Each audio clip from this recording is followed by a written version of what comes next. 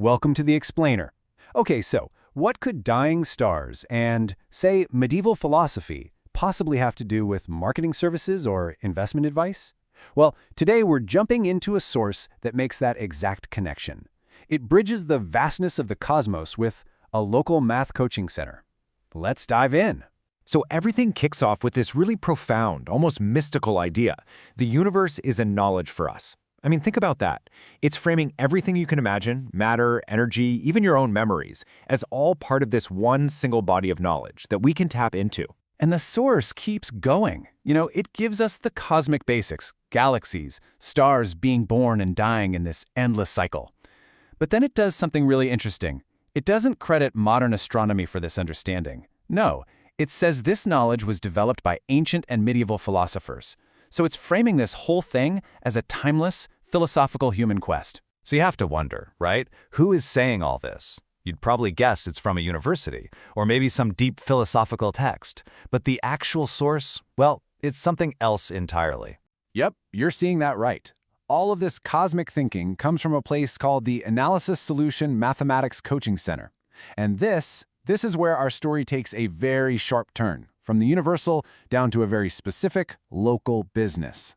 So who is the mind that's connecting galaxies with geometry homework? It's time to meet the founder.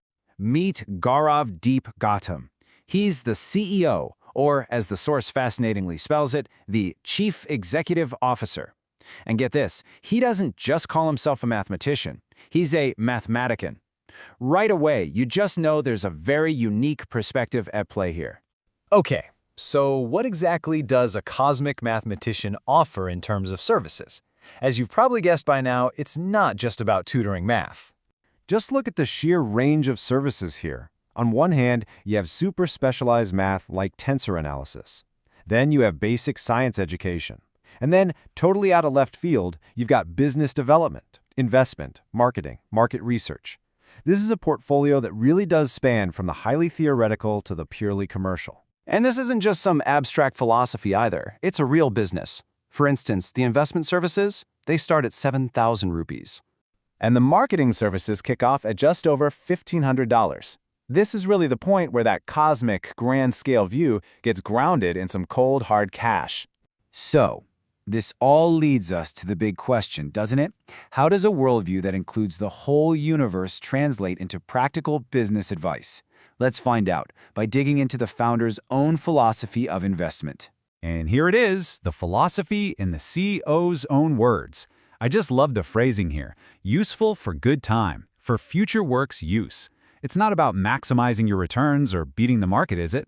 The focus is all on long-term usefulness, on patience, a perspective that feels, well, kind of cosmic. Now, what's fascinating is that the source also gives us the standard textbook definition of investment, putting money in an asset to generate income. And when you see that side by side with the CEO's more patient, philosophical approach, you can really see the unique blend of ideas that makes this whole organization tick. And so we're left with this just incredible picture, an organization that talks about dying stars and ancient memories, and in the next breath offers you marketing services. It really all comes down to this one question that just perfectly sums up this whole journey. What really happens when the cosmos meets commerce?